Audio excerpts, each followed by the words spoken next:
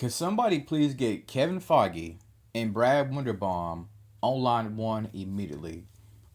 Oh my goodness.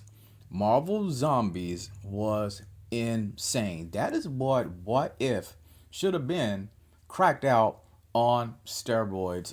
Oh my god, what a show, what a series. I need season 2 right now. What's up, y'all? Welcome to Lawrence Report. As we gotta talk about my review of Marvel Zombies, and oh my god, I'm still shell with shock. I'm sorry, y'all.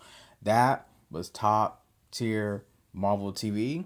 Can you imagine the Marvel world where it's completely taken over by zombies, right? And the OG Avengers, who we've always known, Captain America, Thor, people like that, are now considered to be in this zombie world. That's what we see. The main focus of this right here is Kamala Khan. She's basically the headliner, and it's basically going to be a big battle between her and Wanda. Wanda is, our villain basically of this story right here. She wants to repopulate the world. But I love how they kind of, introduce us to, other Marvel characters that are going to be coming, or characters that we have seen already, like Shang-Chi. We know that Blade is in this. Blade is absolutely kicking butt in this way. I love seeing Blade finally, within the MCU, even though it is an animated version. But like I said before, the OG Avengers, they are no more. So they kind of just putting the new ones in this one right here. Of course, we had Thor, but he wasn't the same. We had Spider Man later on in the episode.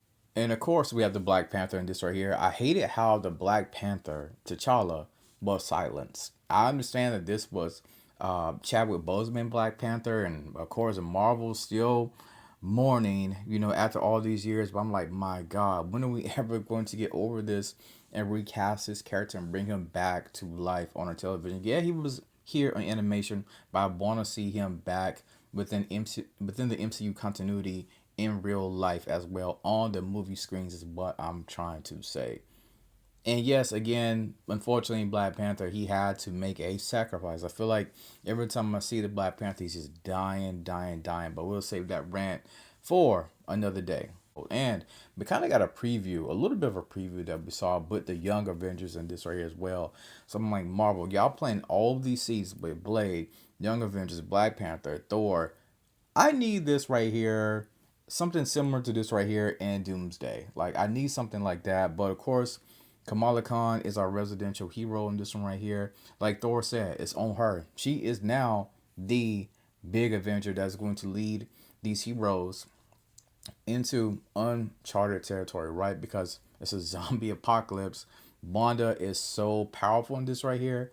I was like, man, like Wanda looked like she just could not be defeated, but we know her and Kamala are going to, in the worst way possible, join forces. But for Kamala, she realizes that, you know, it's not going to be the same, right? Because, we saw Riri there letting her know, that this right here is fake. This right here is basically an illusion.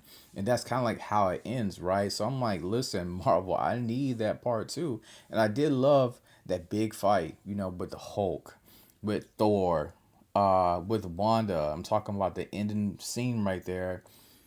It seemed like all hell was breaking loose, and Kamala Khan, I hated for her when she grabbed Wanda's hand. Wanda's like, we could do this together. We could save the world together. I'm like, what do you do? What do you do in a situation like that? But this right here was peak animation. This was peak Marvel television.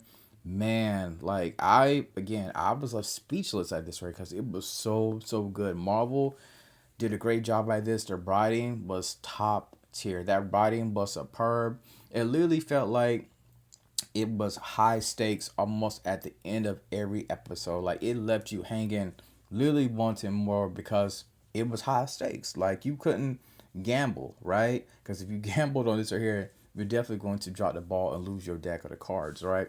So Marvel definitely provided great insight, what it would be like being in a zombie apocalypse for these Marvel heroes and these Marvel villains as well. And not to mention, there's a lot of sacrifice that had to be made. Kamala Khan lost a lot of people along the way in this journey. A lot of heroes passed. A lot of heroes turned evil. So that was a major focal point, just talking about the sacrifice that, she had to go through in Marvel Zombie. So listen, we need that part two immediately. We need that part two immediately. Only 4 episodes. I think there was only like 30, basically 30 minutes, right? But even in the 30 minutes, you was literally glued to your chair or your seat watching this right here.